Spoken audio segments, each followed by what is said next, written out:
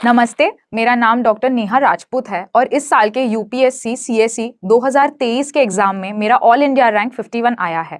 ये मेरा बिल्कुल ही पहला अटेम्प्ट था। 25 साल की उम्र में फर्स्ट अटेम्प्ट में और 1 साल की प्रिपरेशन के साथ मैं अभी आपको डेफिनेटली कह सकती हूँ कि मैंने क्लियर किया है, तो कोई और भी इस चीज़ को फॉलो करके डेडिकेशन के साथ, डिटर्मिनेशन के साथ, अपने आप में विश्वास के साथ ज़रूर क्लियर कर सकता है। तो मैं इस बात के लिए आपको कुछ 2-3 चीज़ें बताना चाहूँगी जो मेरे लिए मुझे लगता है काफ़ी वर्क करी हैं।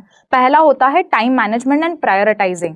तो ये है कि आपके पास क्योंकि कम समय है, तो आपको जो सब्जेक्ट्स हाई यील्डिंग हैं या जो ज़्यादा मात्रा में पूछे जाते हैं, प्रीवियस ईयर क्वेश्चंस के थ्रू आपको ये पता चलेगा कि जो पॉलिटी, इकोनॉमी एंड एनवायरनमेंट है, इस पे ज़्यादा क्वेश्चंस आते हैं इन प्रीलिम्स। तो आप उसके अकॉर्डिंग अपनी स्ट्रैटेजी बना सकते हैं कि ये सब्जेक्ट्स आप पहले कवर करें, इन डेप्थ कवर करें।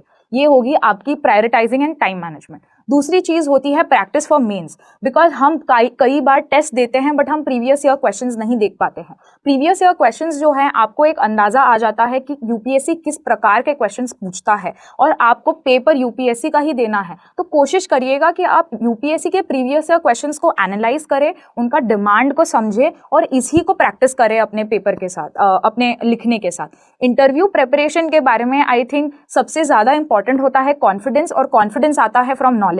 सो आपको जितना अपने बारे में कॉन्फिडेंटली पता होगा, अपने स्ट्रीम के बारे में कॉन्फिडेंटली पता होगा, आप उतना ही बोर्ड को प्रेजेंट कर पाएंगे। सो क्लैरिटी ऑफ थॉट होना बिल्कुल जरूरी है, ऐसा मुझे लगता है।